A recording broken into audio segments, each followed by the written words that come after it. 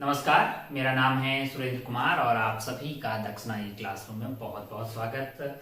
FST discussion की कड़ी में हम आगे बढ़ रहे हैं। एफएसटी नंबर 30 पेपर नंबर 1 ये सवाल नंबर 1 से खेला स्टार्ट करते हैं। क्या है एफएसटी 30 क्वेश्चन नंबर 1। चल जाओ भाई। हाँ, कैपेसिटर है और एलसी सर्किट का सवाल है। बेसिकली एक कैपेसिटर है जिसका मतलब चार्ज आपको इनिशियली दिया हुआ है और उसको क्या कर रहे हैं कि इंडक्टर से कनेक्ट कर दिया जा रहा है। ठीक है, एलसी ऑसिलेटर का सवाल है। हाँ, अब इसको t इज इक्वल टू 0 पे स्विच को ऑफ ऑन किया जा रहा है। ये L है और ये C है और इसमें Q0 चार्ज जो है मतलब वो दिया हुआ है आपको सवाल। ठीक है, अब अगर आप ध्यान से देखें तो आपको क्या बोला है कि स्विच कुछ टाइम के बाद में बंद कर दिया जाता है ना। ये अगर आप ध्यान से देखें तो आप ये पाएंगे कि ये एलसी ऑसिलेटर जब ऑसिलेट करेगा तो जो इसका टाइम पीरियड आ रहा है, इसका टाइम पीरियड कैसे निकालेंगे भाई साहब? पहले उसके लिए अपने को क्या निकालना पड़ेगा? आपको इसका मतलब टाइम पीरियड क्या आता है, फ्रीक्वेंसी क्या आती है? 1/2 pi under root of LC. Under root of LC frequency होती है आपकी फ्रीक्वेंसी बेसिकली 1 टाइम पीरियड। तो टाइम पीरियड की वैल्यू क्या हो जाएगी? 2 pi into under root of LC. 2 pi into under root of LC. अगर आप ध्यान से देखें तो आपको सवाल में ये दिया गया है कि C2 एट टाइम दिस, यानी कि आपको जो दिया गया है हाँ, आपको सवाल में मतलब L और C1 दिया है, यानी ये L है और ये C1 है। तो अगर आप ओमेगा निकालने जाएंगे तो ये तो 2 pi by omega is 1/LC। Omega is equal to 1/√LC। तो अगर आप ये वैल्यू डालिएगा 1/LC की, यानी L की वैल्यू है आपके पास 400 माइक्रोफैरेड, यानी 400 इंटू 10 की पावर -6 इंटू C की वैल्यू क्या है? C की वैल्यू है आपके लिए C1 की वैल्यू जो है हाँ कितनी दी हुई है? 400 माइक्रोफैरेड C1 की वैल्यू होगी और L की वैल्यू 100। तो ये वैल्यू सॉल्व करके आ रही है 5 रेडियन पर सेकंड। ओमेगा ये है। अब आप ध्यान से देखिएगा t इज इक्वल टू 0 पे सारा का सारा चार्ज कहां था? इस कैपेसिटर पे था। तो क्या अपन इसके ऊपर वाले चार्ज को ऐसा लिख सकते हैं ना, q is equal to Q0 sine omega t? मैंने कहा नहीं, कोस ओमेगा टी होना चाहिए, क्योंकि जैसे ही आप t को 0 डालिएगा तो इस पे चार्ज कितना था? Q0 था। अब आप ध्यान से देखिए तो आपको जो टाइम दिया गया है वो टाइम की कितना दिया गया? अच्छा, यहां से बताइए टाइम पीरियड कितना होगा? t is equal to 2 pi by omega. और आपसे बोला गया भाई साहब कि t is equal to pi by 10 पे ये स्विच ऑफ कर दे। Pi by 10, t is equal to pi by 10 हमको लग रहा है कैपिटल T बाई 4 है। कैपिटल T बाई 4, इसको 4 से डिवाइड कीजिए, ये आपका पाई बाई 10 आ गया। पाई बाई 10 वाले टाइम पे अगर आप ध्यान से देखेंगे तो t बाई 4 आ रहा है और ये कार्यक्रम 0 हो जाएगा। यहाँ पे करके देख लीजिए, ओमेगा की वैल्यू 5 है और t की वैल्यू आप कितना दे रहे हैं? पाई बाई 10 दे रहे हैं। इसका मतलब ये पाई बाई 2 आ गया और कोस पाई बाई 2 की वैल्यू 0 होती है। तो सारा का सारा जो चार्ज मतलब यहाँ इलेक्ट्रिक फील्ड में एनर्जी 0 होकर सारी की सारी एनर्जी कहाँ स्टोर हो गई होगी? मैग्नेटिक फील्ड के अंदर स्टोर हो गई होगी। हाफ LI² की फॉर्म में यहाँ पे स्टोर हो गई। अब ये भाई साहब जो है इनको डिस्कनेक्ट कर दिया जा रहा है। दूसरा जो कैपेसिटर है उसको कनेक्ट किया जा रहा है ना, कैपेसिटर 2 को यहाँ पे कनेक्ट कर रहे हैं। उस पे इनिशियली चार्ज क्या होगा? 0 होगा। मैक्सिमम क्या हो सकता है? Q0 हो सकता है कि नहीं है? तो अगर मैं दूसरे कैपेसिटर की बात करूं उसका चार्ज इस तरह से वेरी करेगा, Q is equal to Q0 sine omega t को। उम्मीद है कि आपने है ना एलसी ऑसिलेटर को बहुत अच्छे से पढ़ा होगा। आपको Q के अंदर एक डिफरेंशियल इक्वेशन दिखाई देती है, वो ठीक वैसी होती है जैसी आपने HSM में पढ़ी होती है। तो Q is equal to Q0 sine omega t plus five, इसी फॉर्मेट में आपके पास Q वेरी कर रहा होता है।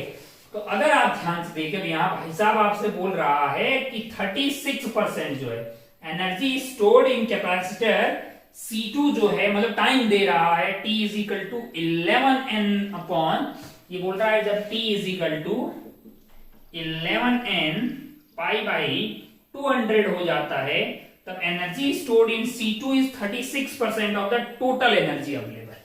अब आप ध्यान से देखिएगा तो इसमें जो एनर्जी स्टोर्ड हो जाएगी मतलब क्या, इसमें कितनी एनर्जी स्टोर्ड होगी किसी भी टाइम पे, Q, और यहाँ पे माइनस Q आ गया, है कि नहीं यार। n पाई बाई 200 पे आपसे बोला गया कि भैया energy stored in this capacitor C2 is 36% of total energy in this, और इसमें तो उतनी एनर्जी थी जो C1 में टोटल थी।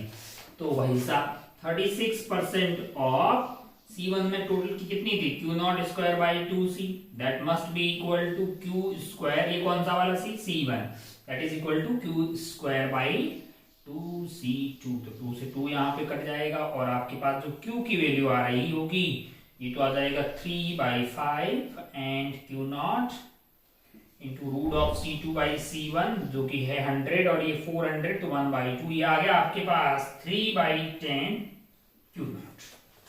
अगर इतना Q हो जाएगा तो आप ध्यान से देखिए 3/10 Q not is equal to Q not sine omega T.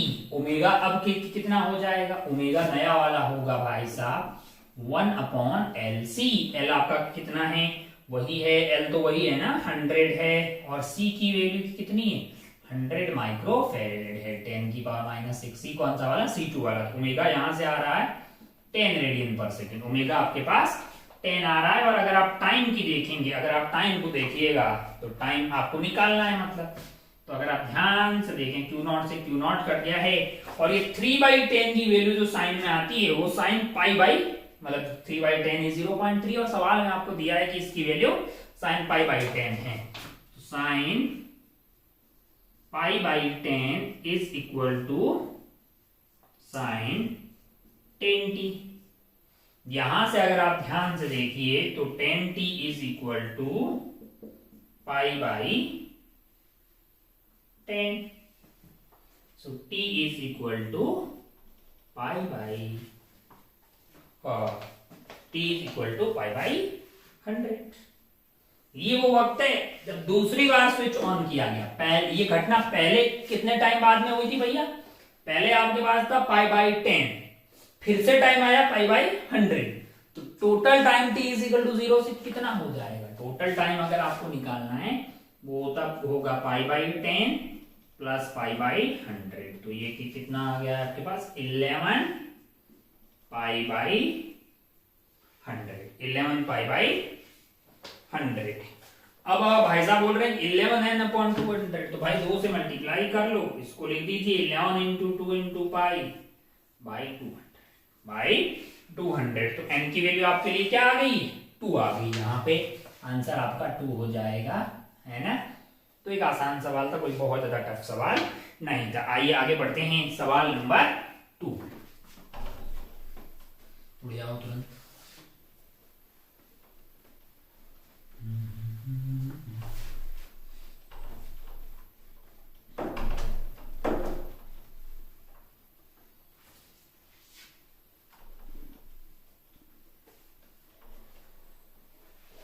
चलिए भाई साहब सवाल नंबर 2 क्या है देखिए जरा।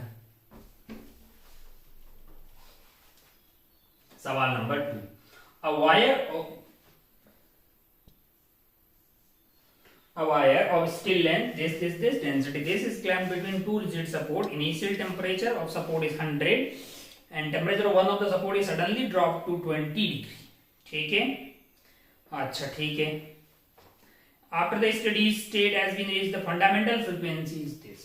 सवाल बोल रहा है कि भाई साहब फंडामेंटल फ्रीक्वेंसी आपकी है वो है f इंटू 100। तो आपको सवाल में ये पूछा गया है ना, तो यहां से क्या किया गया, एक रॉड रखी हुई है, इस लेंथ L है, तो फंडामेंटल फ्रीक्वेंसी हमारे लिए हो जाएगी 1/2L under root of T by mu, है कि नहीं है। अब आप ध्यान से देखिए तो हमें ये टेंशन निकालनी है, मतलब इसके अंदर वाला फोर्स है ना, तो tension divided by area of cross section से स्ट्रेस मिल गया, डेल्टा L बटा L से स्ट्रेन मिल गया, that must be equal to Young's modulus T by A, और ये वैल्यू कितनी होती है डेल्टा L बाई L, यानी कि alpha delta T, alpha delta T. यहाँ पे डेल्टा टी क्या है, टेम्परेचर चेंज है ना भाई साहब, थर्मल स्ट्रेस और स्ट्रेन की बातें हो रही है, है ना, एल से एल कट गया, delta L is L alpha delta t divided by L alpha delta t is equal to आपके पास क्या आ गया, यंग्स मॉडुलस। तो यहां से आपके पास जो टी की वैल्यू है वो Y A alpha delta T आ जाएगा। अब अगर आप ध्यान से देखें, ये आपको टी मिल गया है, तो आप इस टी को उठा के यहाँ पे डालेंगे। म्यू आपको मतलब म्यू आपको सवाल में दिया हुआ है, म्यू आपको क्या दिया हुआ है सवाल में, म्यू आपको दिया हुआ है। तो आइए कैलकुलेशन कर लेते हैं। Still wire of length this fundamental frequency हो जाएगी आपकी 1/2 इंटू एल की वैल्यू कितनी है 0.5 यानी कि 1/2 है, तो खत्म हो गया है। Under root of T by mu, और टी की वैल्यू होगी Y A alpha delta T, Y A alpha delta T. तो ये यंग्स मॉडुलस आपको कितना दिया हुआ है 2 इंटू 10 की पावर 11, 2 इंटू 10 की पावर 11। और एरिया ऑफ क्रॉस सेक्शन आपको कितना दिया हुआ है, density is this clamp between two rigid support है। अच्छा भाई साहब, अगर आप ध्यान से देखेंगे, अगर आप ध्यान से देखेंगे तो यहाँ पे आप एरिया को ए लिख दीजिए। अल्फा क्या है, अल्फा क्या है जरा ध्यान से देखिए। अल्फा आपको सवाल में दिया हुआ है 11 इंटू 10 की पावर -6 डिवाइडेड बाई क्या आ जाएगा alpha delta T. Delta T की वैल्यू की कितनी होगी, टेम्परेचर 100 से 20 तो 80 आ गया है ना। डिवाइडेड बाई क्या है, डिवाइडेड बाई आपका टेंशन आ गया, डिवाइडेड बाई म्यू है। म्यू क्या होता है, मास अपॉन लेंथ होता है ना, मास अपॉन लेंथ है। और मास को अपन क्या लिख सकते हैं, mass upon length, this is mu है। मास को अपन rho into A into L divided by L लिख सकते हैं। भाई मास तो आपका rho into area into length तो आपकी वॉल्यूम होगी, वॉल्यूम को आपने रो से मल्टीप्लाई किया तो आपको मास मिलेगा। तो यहां से अगर आप ध्यान से देखिएगा तो म्यू की वैल्यू आपके लिए इफेक्टिवली कितनी आ रही है, रो इंटू ए ही आ रही है। तो यहाँ पे रो इंटू ए लिख देंगे, ए से ए कट जाएगा और रो की वैल्यू आपको सवाल में दी हुई है, कितनी दी हुई है 4.4 ग्राम है ना। तो ये 10 की पावर -3 आ जाएगा। डिवाइडेड बाई आपके पास क्या है, डिवाइडेड बाई मतलब ग्राम पर सीसी है तो 10 की पावर -6 से डिवाइड होगा, यानी कि ऊपर चला जाएगा 10 की पावर -6 है ना। तो अब अगर आप ध्यान से देखिए तो आपको जो है इसकी वैल्यू को सॉल्व करके निकालना है। निकालेंगे तो कितना आ रहा है जरा ध्यान से देखते हैं, 11 और ये 4.4, तो ये आपका हो जाएगा 0.4। लेट से 0.4 को अपन ने लिख दिया यहाँ पे 4 कर देते हैं और इसको लिख दिया अपन ने 4, इसको 4 लिख दिया तो ये हो गया अपना 2 से ये क्या हो गया है, ये हो गया आपका 40 है ना। 40 4 से आपका आएगा बार 2 और एक 0 जो है मान लीजिए वो बार 2 ले आए और एक 0 कम करके यहाँ पे 5 कर दिया है।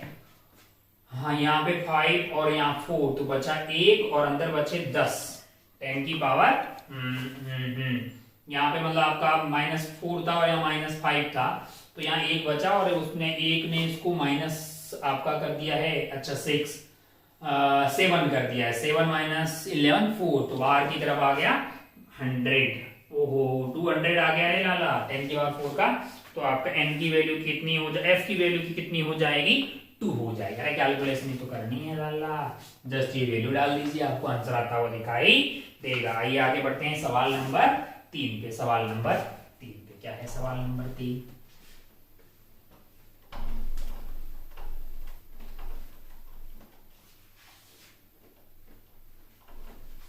चलिए देखिए जरा सवाल नंबर 3 थोड़ा ठीक है।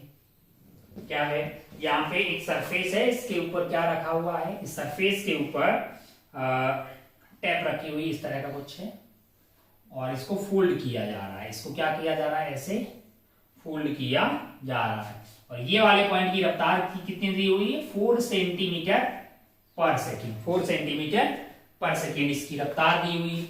मान लीजिए कि ये जो लेंथ फोल्ड हुई है ये वाली लेंथ x, कितनी लेंथ है x, तो ये वाली लेंथ भी तो कितनी हुई होगी x। आपको इस बिंदु की रफ्तार पूछी गई, यानी अगर यहां से देखा जाए तो ये बिंदु की दूरी हो जाएगी x + x/2 यानी 3x/2। अगर आप ध्यान से देखें, मान लो कि अगर आप l लेंथ की दूरी और वो होल्ड करके यहां तक लेके जाते हैं। तो ये पॉइंट कितना चला होगा, ये पॉइंट कितना चला होगा, 2L चला होगा, लेकिन फोल्ड आपका L/2 ही हुआ होगा, है ना। मतलब ये जो x है, अगर ये x से चेंज हो रहा है तो ये 2x से चेंज हो रहा है। अगर 1 सेकंड में ये 1 मीटर खुल रहा है तो ये आगे 2 मीटर बढ़ रहा है। ये तो आपको समझ में आ रहा है ना। जब आप इस पॉइंट को यहां पे रखिएगा, फिर इसको उठा के यहां तक ले आए, तो पॉइंट कितना चला होगा, यहां से लेके यहां तक पूरी एल लेंथ तक, लेकिन फोल्ड कितना हुआ, L/2 ही हुआ होगा ना। तो आप पकड़ के इसको आधा मतलब पूरा यहां ले आएंगे तो ये पॉइंट डबल चल रहा है। तो अगर ये x से दूरी बढ़ रही है तो ये 2x से बढ़ रहा होगा। और आपको क्या दिया हुआ है, ट्वाइस ऑफ x का differentiation with respect to time t is equal to 4 दिया हुआ है। ये आपको 4 देने का मतलब क्या दिया हुआ है, dx by dt is equal to 4/2 बाहर आ जाएगा, 2 दिया हुआ है। और आपसे क्या पूछा है, ये वाले पॉइंट की रफ्तार पूछी, यानी कि आपसे पूछा है d3x/2 पूछा है, यानी कि वो क्या हो जाएगा, डिवाइडेड बाई dt, तो ये क्या हो जाएगा 3/2 into dx by dt, 3/2 into dx by dt, जो कि है आपका 2, तो 2 से 2 कट जाएगा, आंसर आएगा आपका 3 सेंटीमीटर पर सेकेंड। आंसर आपका क्या आ जाएगा, 3 सेंटीमीटर पर सेकेंड, जो कि आपका आंसर हो जाएगा। खैर आइए आगे बढ़ते हैं, आसान सा सवाल था, क्वेश्चन नंबर 4 की।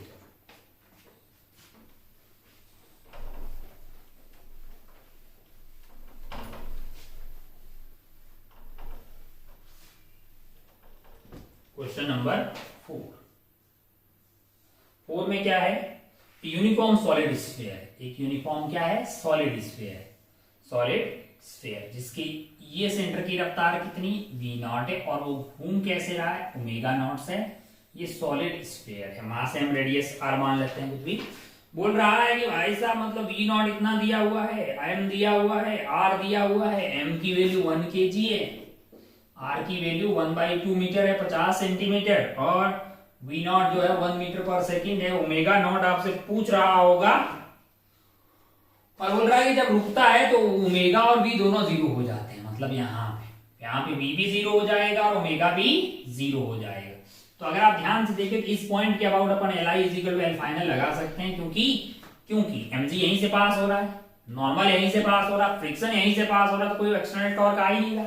तो ये पॉइंट के about Li equal to L final कर देते हैं। ध्यान से आप देखिएगा तो L फाइनल आपको 0 आता हुआ दिखाई दे रहा है, इसका मतलब Li भी क्या होना चाहिए, 0 होना चाहिए। अगर Li 0 है, अगर Li 0 है, कैसे निकाल सकते हैं उसको, वो आप निकाल लीजिए। मतलब यहां से m v0 इंटू r किधर की तरफ है, इधर की तरफ है, तो i ओमेगा बाहर की तरफ है, दोनों बराबर होना चाहिए ना, तभी तो कैंसिल आउट होके 0 आ जाएगा। विद साइन यूज करेंगे, ये बाहर की तरफ है और ये आपका अंदर की तरफ है। m आपको कितना दिया हुआ है, 1 दिया हुआ है, v की वैल्यू भी 1 मीटर पर सेकेंड है, r की वैल्यू कितनी है, हाफ मीटर है, that is equal to i है। अब भाई साहब अगर आप ध्यान से देखें सेंटर ऑफ मास के वक्त mv r plus i omega with respect to centre of mass होता है, तो 2/5 mr स्क्वायर है, 2/5 mr स्क्वायर इज 1/4 है ना, इंटू ओमेगा नॉट है ना। तो अब अगर आप ध्यान से देखिएगा तो आपको क्या निकालना है, आपको ओमेगा नॉट ही तो निकालना है ना। तो ये 2 इधर जाके 4 हो जाएगा, 4 and 4 खत्म हो जाएगा, ओमेगा नॉट की वैल्यू क्या आ जाएगी आपको 5 रेडियन पर सेकेंड। तो एक लल्लू सवाल था, बड़ी आसानी से आप इसको करके आगे बढ़ सकते थे। आइए आगे बढ़ते हैं सवाल नंबर 5 की तरफ।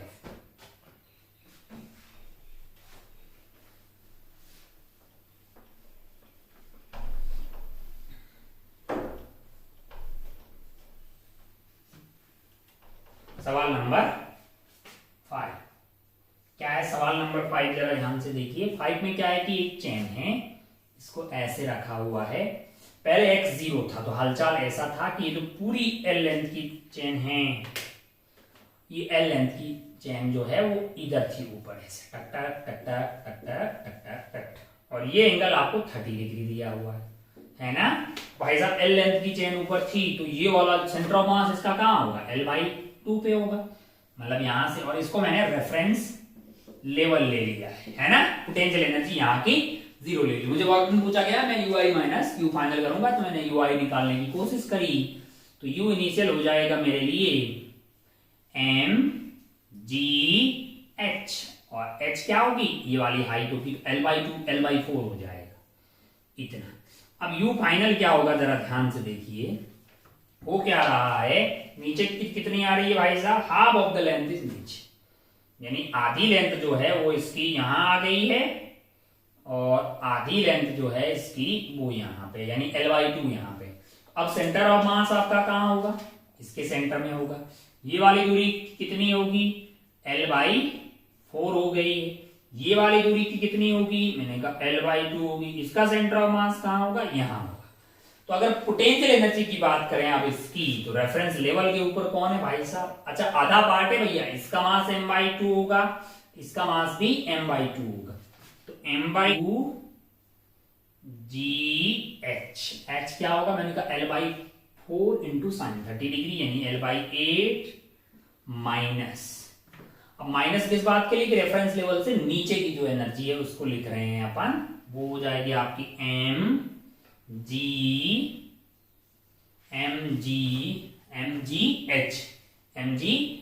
और h आपका क्या हो जाएगा, h यहां से आपका नीचे सेंटर ऑफ मास कितनी दूरी पे, और m आपका खुद ही m/2 है, तो है इसकी l/2 आ गया है, l/2 आ गया है, l/2 टोटल लेंथ है उसका आधा is l/4, l/2 total length है, सेंटर ऑफ मास तो l/4 पे होगा। तो ये वैल्यू आ रही है आपकी mgl/16 minus mgl/8, okay, LCM ले लिया हमने 16 माइनस 2, तो minus of mgl divided by 60। अब आपसे पूछा गया है कि काइनेटिक मतलब इसकी रफ्तार क्या होगी, रफ्तार इसकी भी हो जाएगी, है ना, जितना पोटेंशियल एनर्जी कम हुआ होगा उतना ही गेन काइनेटिक एनर्जी हुआ होगा, क्योंकि फ्रिक्शन का वर्क डन 0 है, फ्रिक्शन है ही नहीं। तो काइनेटिक एनर्जी भाई साहब की होगी half mv², that is equal to loss in potential energy, that is u initial minus u final, है ना। u initial is mgl/4 plus ये माइनस माइनस प्लस हो जाएगा mgl/60। तो अगर आप ध्यान से देखें तो mv²/2 is equal to LCM आपका आ गया 16, 4 प्लस 1 5 mgl, m से m कट जाएगा और इससे ये 8 हो जाएगा, तो v is under root of 5/8 gl। तो v की वैल्यू यहां से क्या आ गई है आपके लिए 5/8 इंटू 10 इंटू l की वैल्यू आपको सवाल में कितना दिया हुआ है 4/25, 4/25, ओके। सो इससे ये कार्यक्रम कितना हो गया कट के 5 आ गया, 5 से ये 2 आ गया और इससे 8 से 8 कैंसिल आ गया 1 मीटर पर सेकेंड। तो हमारे इस सवाल का जवाब हो जाएगा 1, सवाल का आंसर हो जाएगा 1। आइए आगे बढ़ते हैं सवाल नंबर 6 की तरफ।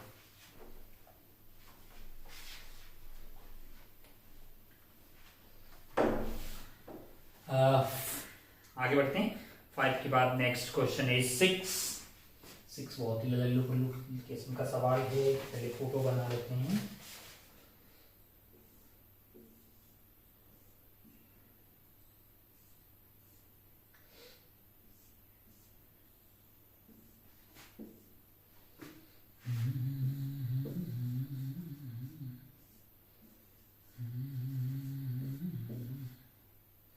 अगर आप ध्यान से देखें तो यहाँ पे एक बैलेंस बीट स्ट्रॉन्ग ब्रिज है, हर एक का रेजिस्टेंस 4 4 4 4 है, इसका कोई रोल नहीं होगा, ये 8 हो जाएगा, ये 8 हो जाएगा, इफेक्टिवली 8 और 8 पैरेलल है तो 4 हो जाएगा। और ये पूरे कार्यक्रम का रेजिस्टेंस 1 ओम दिया हुआ, तो टोटल आर इक्विवेलेंट आपके लिए 5 ओम हो जाएगा। और ये जो है ये यहाँ पे क्या हो रहा है आपको कि ये चल रही है मान लो कि v रफ्तार से चल रही है, तो एक पोटेंशियल डिफरेंस इसके अक्रॉस हो जाएगा साइड के, मोशनल ये में v क्रॉस b से, है ना। तो यहाँ पे प्लस और यहाँ पे माइनस, कितना हो जाएगा भाई साहब BLV। और BLV को आप किससे डिवाइड कर दोगे 5 ओम के रेजिस्टेंस से, तो आपको I मिल जाएगा। अब आप ध्यान से देखिएगा ना, तो आपको V निकालना है, तो 5 इंटू I अपॉन BL हो जाएगा। सवाल में I की वैल्यू शायद दे रखी है, आई की वैल्यू आपको दे रखी है 0.1 यानी कि 1/10। बी की वैल्यू कितनी है, बी की वैल्यू है 2 और एल की वैल्यू है आपके पास conducting loop of side 10 centimetre यानी कि 10 डिवाइडेड बाई 100। तो ये आपका 10 आ गया, 10 से 10 कैंसिल आउट, 5/2 यानी कि 2.5 दिया क्या आंसर? कहीं से कुछ मिस्टेक हुआ क्या? 10 100 2 where is the 2?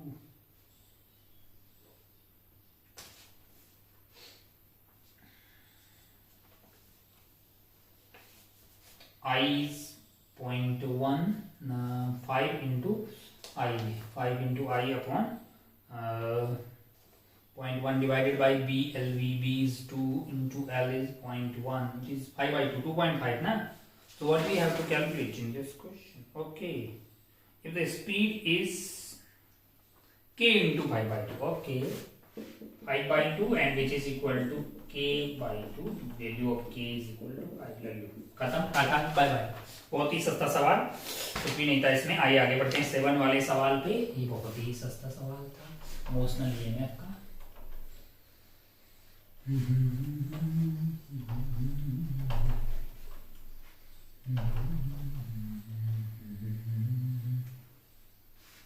सवाल नंबर 7 क्या है? सवाल नंबर 7 जरा ध्यान से देखिए।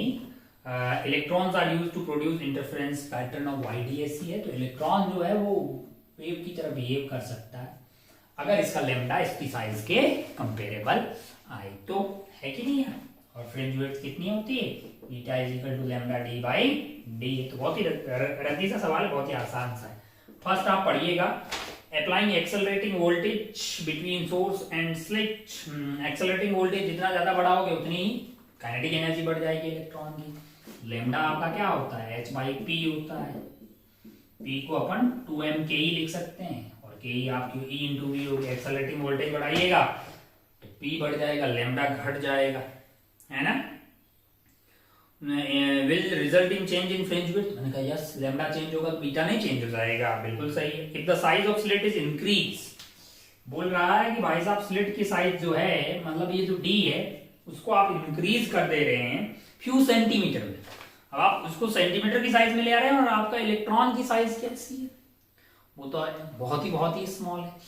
तो यहां पे अगर आप ध्यान से देखिए तो जो ऑब्स्ट्रेगल है ना, उसकी साइज काफी बड़ी है compare to wavelength of wave. तो यहाँ पे मतलब फिर तो आपका जो इलेक्ट्रॉन जो है वो वेव की तरह बिहेव ही नहीं करेगा, तो बात ही खत्म। If the size of slit is increase to few centimetre, fringe will disappear, क्योंकि फिर इंटरफेरेंस होने वाला नहीं है। साइज ऑफ स्लिट काफी बड़ा हो गया है, वो कंपेरेबल होना चाहिए इसके लैम्डा के। No fringe pattern is formed by electron as they are particle. कहना है तो पार्टिकल की तरह बिहेव करेगा, वेव की तरह।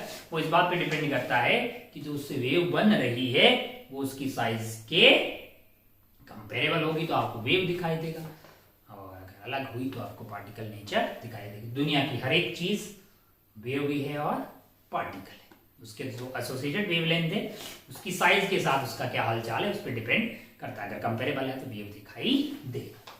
तो थर्ड वाला आपका गलत हो गया है, सेकेंड सही है, फर्स्ट सही है। फोर्थ पे चलते हैं। Fringe width can be increase by increasing distance between slit and screen. अभी इसको ये बढ़ा के बढ़ाया जा सकता है। मैंने कहा अगर आप डी को बढ़ाइएगा ऑब्वियसली बीटा बढ़ जाएगा, आसान। या फिर by decreasing the distance between the slit, इसको डिक्रीज करिएगा तो भी ये बढ़ेगा और इसको इंक्रीज करोगे तो भी ये बढ़ेगा। तो ये बात बिल्कुल भी सत्य है। तो यहाँ आपके पास 1, 2 एंड 4 जो है वो करेक्ट आंसर हो जाएंगे। तो 7 के बाद आगे बढ़ते हैं अपन सवाल नंबर 8 पे।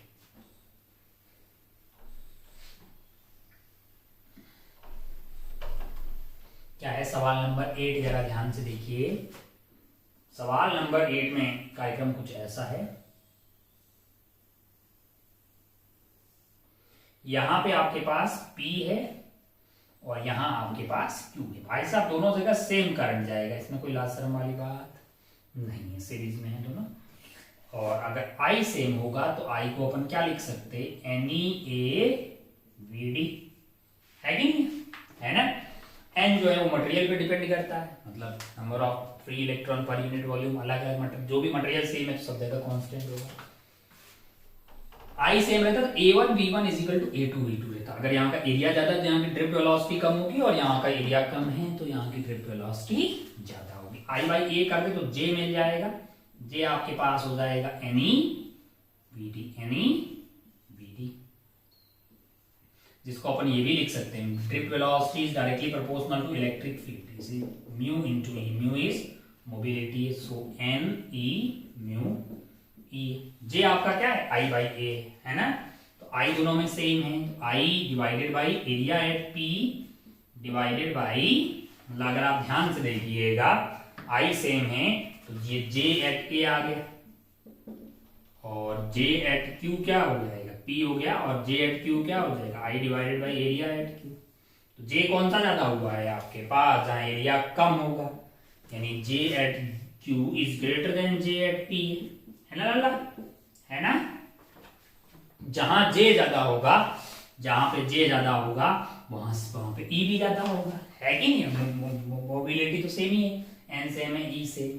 तो अब आप ऑप्शन देखिएगा, the current at the cross section P is equal to Q, मैंने कहा फर्स्ट सही है भाई साहब, फर्स्ट सही है। सेकंड देखिए, the electric field intensity at P is less than Q, P पे क्या है electric field intensity less, J at P is less, E at P will be less, okay, ठीक है भाई साहब। थर्ड देखिए, the rate of heat generated per unit area at Q is greater than P, Q पे rate of heat generated ज्यादा है compared to P। तो अगर आप हीट की बात करें तो हीट आपके पास रहेगी I स्क्वायर R, तो जहां पे R ज्यादा होगा वहां पे हीट ज्यादा जनरेट हो रही होगी, R is equal to rho L by A। Area of cross section कहां पे जा रहा है, यहां पे जाता है, तो यहाँ पे R कम होगा, यहाँ पे A कम है तो R ज्यादा होगा, R ज्यादा होगा तो भैया हीट जनरेटेड ज्यादा होगी। तो rate of heat generated per unit time Q is greater than P, मतलब विचार आप कह सकते हैं।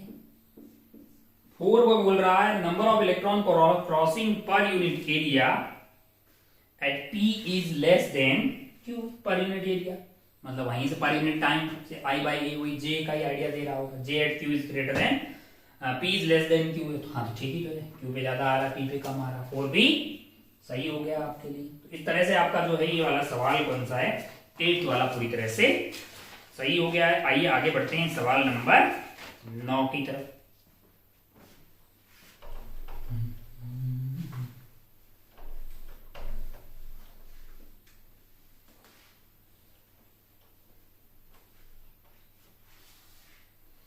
क्या है सवाल नंबर 9, जरा ध्यान से देखिए।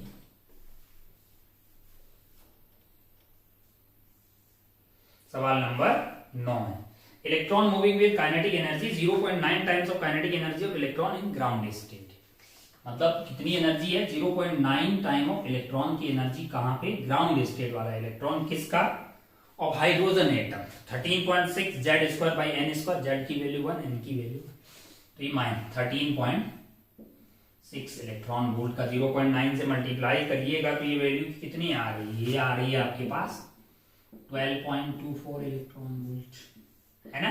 इतनी एनर्जी वाला है भाई साहब। Which of the following photon may be emitted by resulting collision, अच्छा ग्राउंड स्टेट में एक हाइड्रोजन का एटम है, E at n is equal to 1 2 है, electron moving with kinetic zero strike hydrogen atom in ground, which of the following photons may be emitted by the resulting collision, n is equal to 1 n is equal to 2 n is equal to 3, मान लो 1 से 2 तक चला गया तो 10.2 वाला photon आ सकता है, yes 1 correct है। फिर आ रहा है यहाँ से अगर यहाँ चला जाए n is equal to 3 तो यहाँ डिफरेंस कितना आता है 12.1 ही आता है, हाँ तो ये भी सही है। इन दोनों का डिफरेंस कितना आता है 1.9 आता है, 12.1 माइनस 10.2 तो ये आपका 0.1.9 भी पॉसिबल है, ये फोटोन। एक और ऑप्शन दे रहा है भाई साहब 12.75 तो भाई इनकी औकात से ज्यादा हो गया, इनकी औकात ही तो 12.24 की मैक्सिमम एनर्जी इतनी है ना, तो ये ऑप्शन पॉसिबल नहीं है। ये कौन सा ऑप्शन दिया, 4th गलत हो जाएगा, 1 2 एंड 3 करेक्ट होगा। लल्लू सवाल है। आइए आगे बढ़ते हैं सवाल नंबर 10 पे।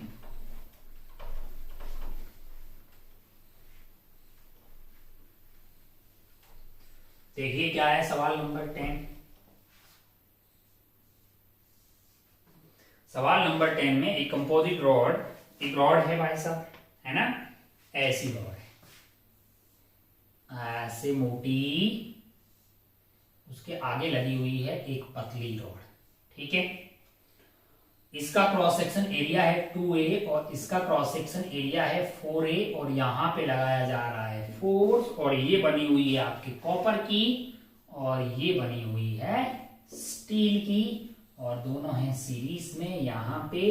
तो अगर मैं इनको स्प्रिंग मान लूं तो कोई लाज शर्म वाली बात नहीं है, ऐसा अपन मानते हैं, है ना। ये K1 हो जाएगा, मान लो इसमें इलोंगेशन x1 हुआ, इसमें K2 x2, तो फोर्स सेम रहेगा सीरीज में, तो K1 x1 must be equal to K2 x2। और जब स्प्रिंग मानते हैं तो K की वैल्यू YA बटा L आ जाती है, YA बटा L आ जाती है।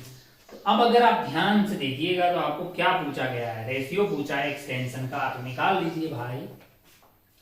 मतलब किसका किससे रेशियो पूछा है, कॉपर और कॉपर वाले में अपन ने x2 माना है ना, तो x2 by x1 क्या हो जाएगा आपके लिए, x2 by x1 is equal to K1 by K2।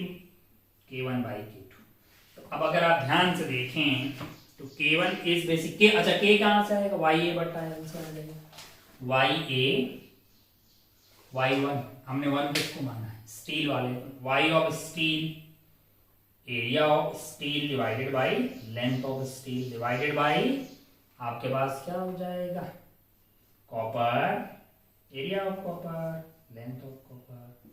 तो Young's modulus of steel is what, Young's modulus of steel, Young's modulus of steel and copper are in ratio 2:1। तो ये तो देखो जरा ध्यान से, तो क्या हो जाएगा, ये बेसिकली आपके पास YS divided by copper, AS divided by A और L copper divided by LS।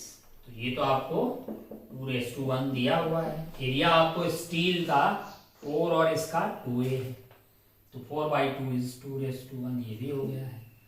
Length अगर आप ध्यान से देखिएगा, लेंथ देख लीजिए क्या सीन दिया हुआ है, रॉड, एक composite rod of length 50 centimetre, area 4A and copper, ये 50 है, अगर ये L है तो ये 2L है ना। तो लेंथ का रेशियो देख लीजिए भैया, लेंथ का रेशियो किसका होगा, कॉपर डिवाइडेड बाई, तो अगर आप ध्यान से देखिएगा तो कॉपर डिवाइडेड बाई ये है, तो ये भी आपका 2:1 आ गया। तो यहाँ हमारा तो भाई 8:1 आ रहा है, कैलकुलेशन हमने सही की तो यही आएगा। 8:1 मतलब लेंथ जो एक्सटेंशन वाला है, तो ऑप्शन आपका the extension produce in copper rod will be मोर। देखो भाई x2 बड़ा है, x2 कौन है, x2 हमने किस में लिया है, इसमें लिया है, हाँ कॉपर वाले में extension produce in the copper rod will be more है, तो x1 इसमें लिया है, x2 हमने इसमें लिया है, तो x2 आपका x2 by x1 आ गया 8:1 है, ठीक है। तो extension in copper and steel part will be in ratio 2:1, ये तो 8:1 आ रहा है। और आपसे क्या पूछा गया है, एक the extension will be produce more stress will be copper and, देखो भाई फोर्स सेम होगा, मतलब टेंशन अंदर की फोर्स सेम होगी, डिवाइडेड बाय एरिया है, एरिया किसका ज्यादा है, एरिया ऑफ कॉपर का कम है, तो स्ट्रेस जो है वो कॉपर में ज्यादा होगा compare to stress in steel, stress in copper will be more compare to stress in steel, है ना। तो देख लीजिए आप, the extension produce in copper rod will be more है, हाँ, and this the stress applied in copper rod will be more, ठीक है। ये x2 by x1 ही किया ना, हाँ कैलकुलेशन ठीक की है। No extension will be produce in the rod, पागल है क्या, नो एक्सटेंशन क्यों, गलत, एक्सटेंशन तो आ रहा है, तो आप निकाल सकते हैं सारे ऑप्शन, इसमें कोई लाजरम वाली बात नहीं है। आइए आगे बढ़ते हैं सवाल नंबर 11 पे।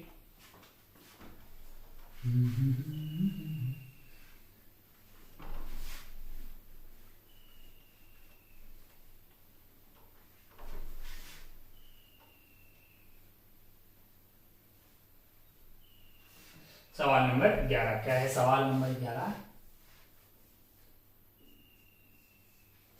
सवाल number 11, figure shows A positively charge infinite wire A particle 2C A and B ला रहा है। ये सवाल पहले भी आया हुआ है, पहले टेस्ट में आया हुआ है, 2 मीटर की दूरी है यहाँ पे, और यहाँ से भाई साहब जो है ए बिंदु से 2 बिंदु पे आ रहे हैं, ए बिंदु से B2 पे आ रहे हैं।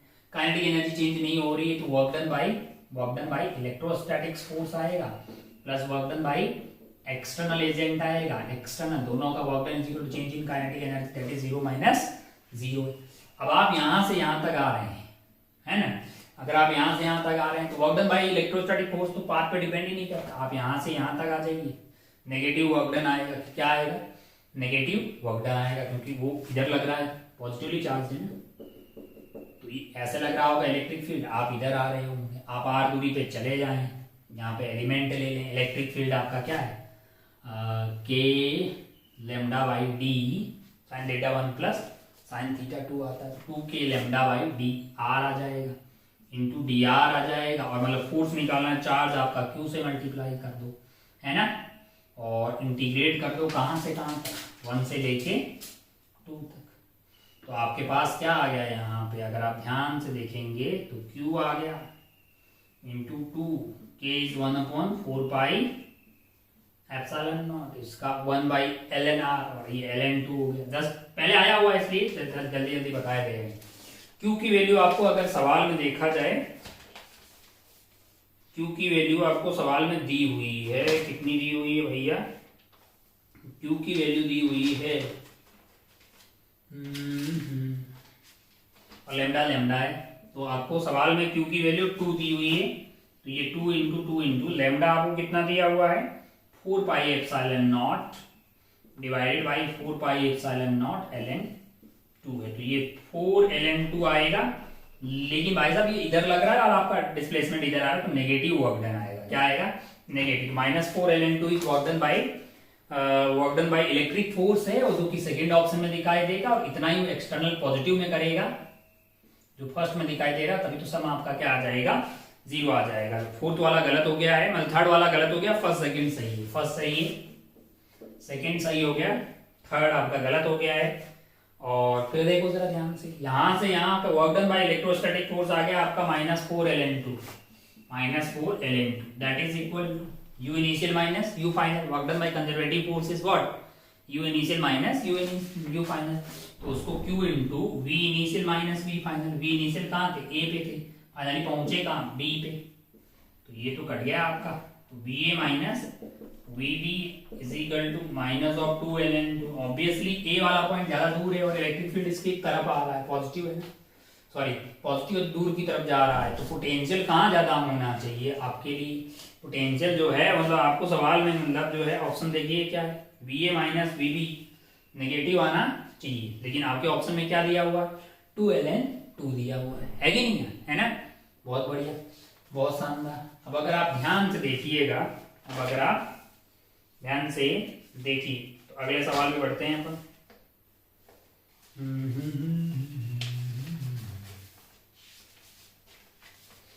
मतलब बी वाला पास में है तो इसका पोटेंशियल ज्यादा होगा, तो नेगेटिव ही आना चाहिए ऑब्वियसली बी वाला पॉइंट, क्योंकि हाई पोटेंशियल से लो पोटेंशियल की तरफ इलेक्ट्रिक फील्ड होता है। बाकी आप निकाल लीजिए, work done by conservative force is equal to Q into V initial minus V final, ऐसे कुछ कर लीजिए, है ना। चलिए भाई साहब, तो बहुत बढ़िया, बहुत ही शानदार हो, ये सवाल नंबर था आपका 11। आइए आगे बढ़ते हैं, सवाल नंबर 12 ये आया हुआ है, पहले लास्ट टेस्ट में बहुत डेप्थ में बातें करी, आइए आगे बढ़ते हैं।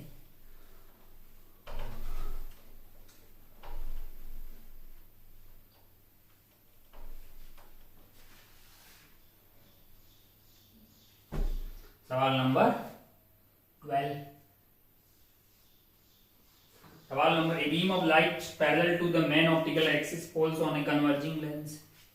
एक लेंस है ऐसा, इसकी फोकल लेंथ आपको कितनी दी हुई, 20 सेंटीमीटर दी है, और रेज ऐसे आ रही है भाई साहब, इस पे जाके फॉल कर रही है, किस पे, इस पे जाके फॉल कर रही है, इसका एफ +20 है, इसका एफ आपको -20 सेंटीमीटर दिया हुआ है ना। अब आप ध्यान से देखिए, अच्छा तो अगर आप ध्यान से देखिए तो ये बोला गया है सवाल में कि ऐसी अगर रेज आ रही है तो वो फाइनली कहां कन्वर्ज हो रही है, इससे 5 सेंटीमीटर की दूरी में, इससे 5 सेंटीमीटर की दूरी में, इसकी फोकल लेंथ पता है और फाइनल इमेज कहाँ बन रही है ये पता है, पता कर लेते हैं इसके लिए ऑब्जेक्ट कहाँ रहा होगा। इसके लिए ऑब्जेक्ट वही रहा होगा जो इसने इमेज बनाई होगी। सेकेंड वाले के लिए बातें करते हैं भाई साहब। 1/v, v की वैल्यू कितनी है 5, माइनस 1/u हमें नहीं पता, is equal to 1/f, f is negative, minus 1/2, ठीक है ना। तो यहां से 1/u की वैल्यू क्या आ गई आपके लिए 1/5 प्लस 1/20 आ गया, एलसीएम इज 20 है ना। तो 4 प्लस 1, 4 प्लस 1 5 हो गया, तो u की वैल्यू आ गई 20 divided by 5 which is 4 centimetre. u की वैल्यू 4 सेंटीमीटर प्लस आने का मतलब क्या हो गया है कि भैया यहां से 4 सेंटीमीटर इधर की तरफ आपका इसने इमेज बनाई होगी, है कि नहीं है। फिर वही इमेज इसके लिए ऑब्जेक्ट की तरफ भी की होगी और आपके लिए क्या हो गया होगा, मतलब उसकी इमेज 5 पे बनी होगी। तो आपको निकालना क्या है, अगर आप ध्यान से देखिए, और ये 4 सेंटीमीटर इधर पे बनी होगी तो भाई ये इंफिनिटी से आ रहा है, फोकस पे नहीं इमेज बनेगा। तो इसका फोकल लेंथ 20 है, तो यहां से जो ये वाली दूरी है टोटल, ये दूरी 20 सेंटीमीटर होनी चाहिए। अगर ये 4 है तो बचा कुचा क्या हो जाएगा 16 सेंटीमीटर हो जाएगा। तो एल की वैल्यू आपके लिए 16 सेंटीमीटर आ गई। अब लल्लू पल्लू सवाल है कि इसको उल्टा कर लो, यहाँ पे लगा लो, मतलब है ना, रद्दी सवाल है, जस्ट करते जाना है। आप ध्यान से देखिए, ये वाली दूरी हो गई आपके लिए 16 सेंटीमीटर और आपने क्या किया है, यहाँ पे लगा दिया है एक कन्वर्जिंग वाला लेंस लगा दिया, ड्रर ऐसे ऐसे लाइट आ रही है ना लाला। अब आप ध्यान से देखिए तो ये जो भाई साहब है सोर्स इंफिनिटी पे है, तो इमेज कहाँ बनाएंगे, इमेज बनाएंगे यहाँ पे बनाएंगे, कितनी दूरी पे बनाएंगे 20 सेंटीमीटर की दूरी पे बनाएंगे। यहाँ पे फोकस इसका यहाँ पे हो गया ना, वो इसके लिए ऑब्जेक्ट की तरह काम करेगी। तो u की वैल्यू इसके लिए कितना हो जाएगा 20 प्लस 16 माइनस 36 है ना। f की वैल्यू 20 है, तो v की वैल्यू प्राप्त करनी है। v की वैल्यू होती भाई साहब uf upon u plus f। तो u की वैल्यू होगी minus 36 into 20 divided by minus 36 plus 20 यानी माइनस 16, माइनस 36 प्लस 20 माइनस 16।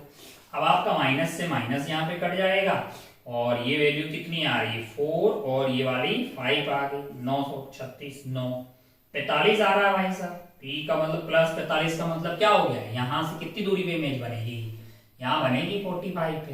पहले इमेज आपकी यहाँ बन रही थी, यहाँ से 5 सेंटीमीटर की दूरी पे, अब 45 पे। तो शिफ्ट कितना हो गया इधर की तरह 45 माइनस 5 यानी कि 40 सेंटीमीटर। कितना शिफ्ट हो गया है 40 सेंटीमीटर शिफ्ट हो गया है। तो आपके लिए L की वैल्यू है 16 सेंटीमीटर और शिफ्ट हो गया है 40 centimetre.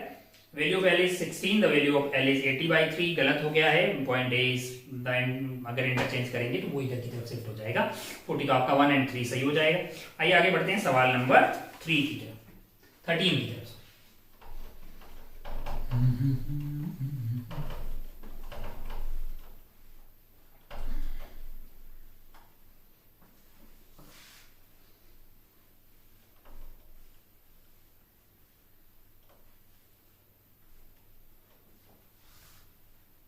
Well 13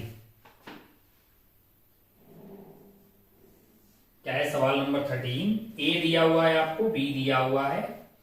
A is basically 8 plus minus 0.08, B is equal to 6 plus minus 0.06, x is equal to A plus B, x is equal to A plus B, y is equal to A minus B and z is equal to a into b।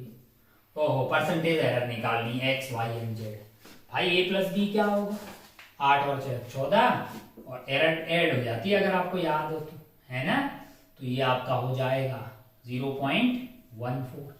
तो अगर आप ध्यान से देखिएगा तो percentage error कितनी आ जाएगी 0.14 divided by 14 into 100। तो ये आपको 10% आती हुई दिखाई देगी, है ना।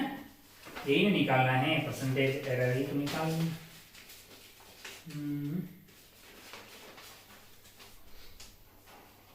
तो आई क्या किया 1/100 10 1%। सिमिलरली a माइनस बी की बात करो तो ये 2 आ जाएगा, प्लस माइनस एरर आपका 0.14 ही आएगा, ऐड हो जाती ना एरर। ये वैल्यू आ जाएगी 0.14 डिवाइडेड बाई 2 इंटू 100 आ गई है कि नहीं है। तो 7% हो जाएगा लाला। ये कितनी आ जाएगी? 7% आ जाएगी। और इसके लिए आपको क्या करना पड़ेगा? डेल्टा जेड बाई जेड, पहले जेड निकाल लेते हैं, ए इंटू बी। ये वैल्यू तो आपके आ गई 8 संग 48, 48 plus minus delta Z by Z यानी कि 48 is equal to delta A by A. Delta A is what? 0.08 by 8 plus delta B by B. Delta B by B 0.06 divided by 6 है। तो अगर आप ध्यान से देखिए तो D Z is equal to 48 into ये वाली वैल्यू क्या आ गई आपके लिए? 1/100 आ गई। और ये वाली भी आपकी 1/100 आ गई। तो ये 2/100 हो जाएगी, है कि नहीं यार? अब आप ध्यान से देखिएगा तो ये 0.96 आ गया। कितना आ गया? 0.96 आ गया। परसेंटेज निकाल लेते हैं भाई। परसेंटेज निकालना है तो 0.96 डिवाइडेड बाई 48 इंटू 100 कर दीजिए। तो ये 2% आता हुआ दिखाई दे रहा है। 2% आता हुआ दिखाई देगा। ये वैल्यू 2% आ रही है। तो आप ध्यान से देखिएगा तो ये x है, ये y है और ये z है। तो x से ज्यादा आ रहा है आपका z और सबसे ज्यादा आ रहा है आपका y है ना? तो ये ऑप्शन देखिएगा x z y option number 3 में दिखाई देगा आपको। लल्लू पल्लू सवाल था जी। आइए आगे बढ़ते हैं सवाल नंबर 14 पे। 14 भी खत्म किए सर, ध्यान से देखिए।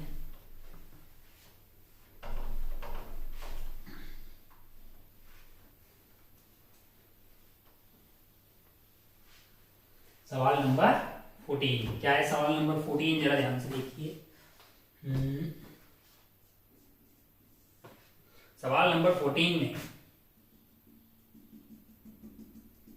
यहां पे सेंटर में है एक मास m और यहां इस एंड पे एक मास m है और यहां पे भी क्या है? मास m है। रेडियस आपके पास r है। आपसे बोला है कि भाई साहब टाइम पीरियड निकालना है। मैंने कहा मान लो ये v रफ्तार से चल रहा है, टाइम पीरियड होगा 2πr डिवाइडेड बाई v। इसको सेंट्रीपिटल एक्सेलरेशन कौन दे रहा होगा? ये फोर्स इन दोनों के बीच वाला, इन दोनों के बीच वाला फोर्स को अपन क्या लिख देंगे? इस पे इन दोनों के बीच में फोर्स लग रहा होगा G capital M small m divided by G capital M into small m divided by R plus G M into M आपका हो गया M स्क्वायर डिवाइडेड बाई बीच का दूरी कितना है? 2r सॉरी 2r का स्क्वायर इज इक्वल टू आपके पास क्या होना चाहिए? mv स्क्वायर बटा r है। तो v को निकालिए और यहाँ पे पुट कर दीजिए, आपको ऑप्शन दिखाई दे जाएगा। ऑप्शन 1 आपका करेक्ट हो जाएगा। लल्लू पल्लू सवाल है। आइए आगे बढ़ते हैं सवाल नंबर 15 पे।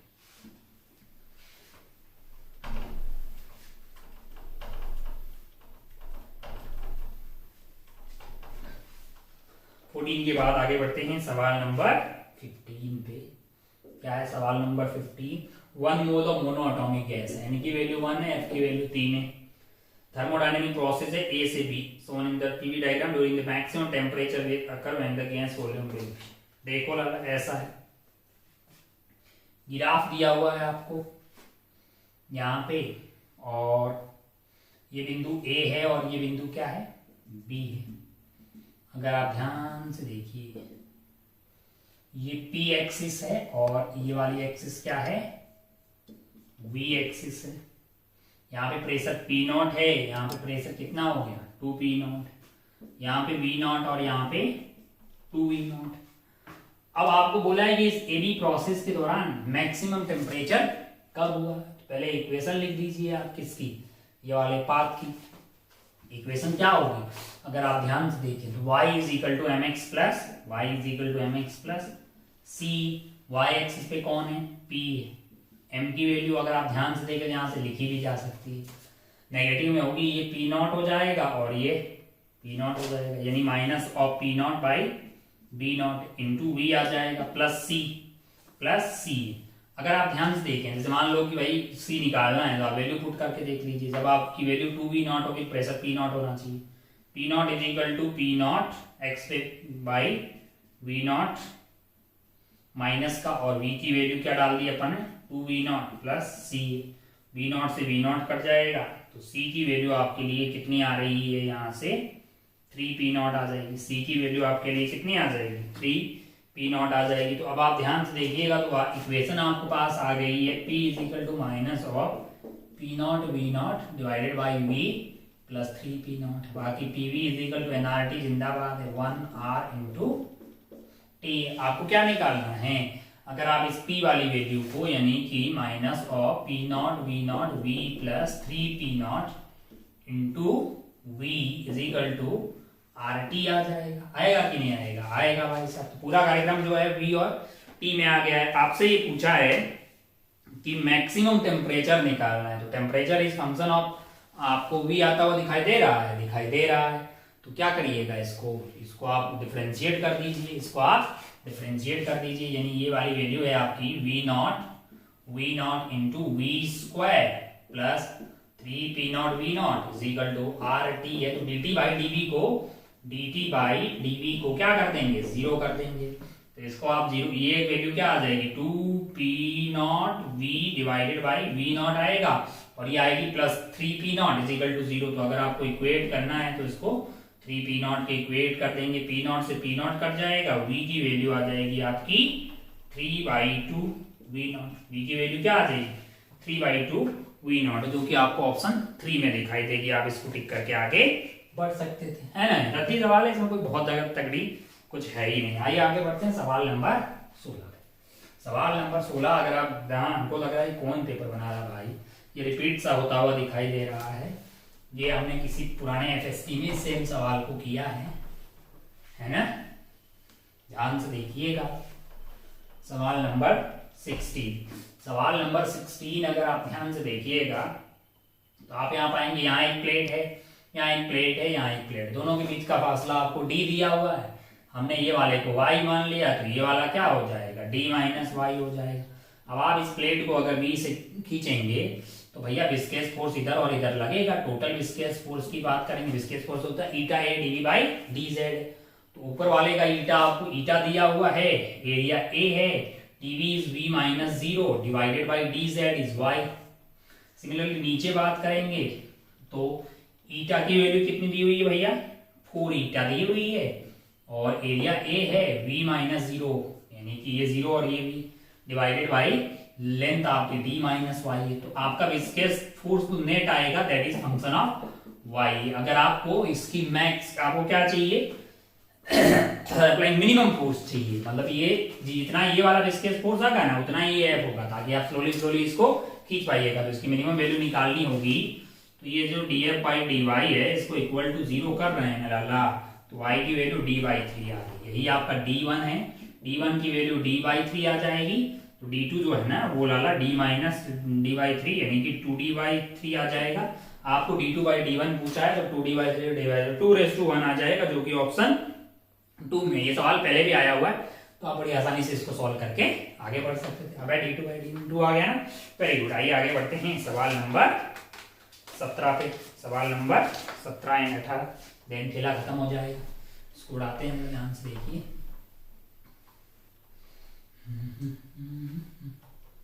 16 के बाद सवाल नंबर 17 क्या है? सवाल नंबर 17, चार्ज कैपेसिटर डिचार्ज हो, एक कैपेसिटर है, उसको किसके थ्रू डिचार्ज कर रहे हैं?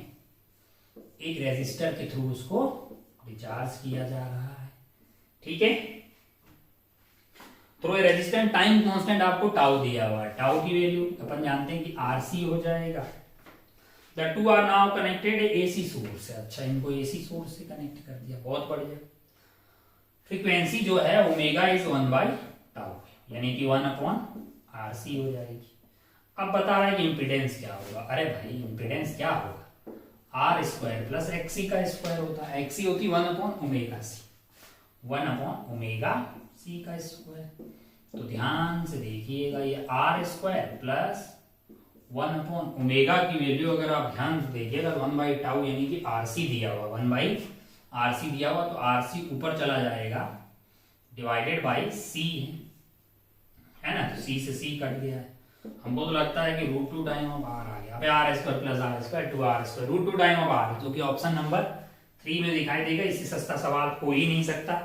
आइए आगे बढ़ते हैं, लास्ट एंड फाइनल सवाल, सवाल नंबर 18 की। सवाल नंबर 18 पे। देन उसके बाद अपना पेपर 1 का जो खेला है वो खत्म हो जाएगा। देखिए क्या है सवाल नंबर 18। सवाल नंबर 18,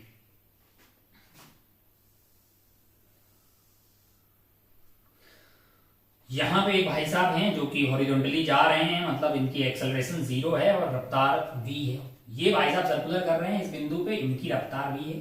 इनकी एक्सेलरेशन क्या होगी, मैंने कहा इनकी दोनों की ग्राउंड की रेस्पेक्ट में बात कर लेते हैं, v स्क्वायर बटा r होगी। इनको क्या लगेगा जब इनके रेस्पेक्ट में, ये a है कि b है, a है और ये b है, तो इनको ये अपनी रफ्तार को उल्टा करके v देंगे।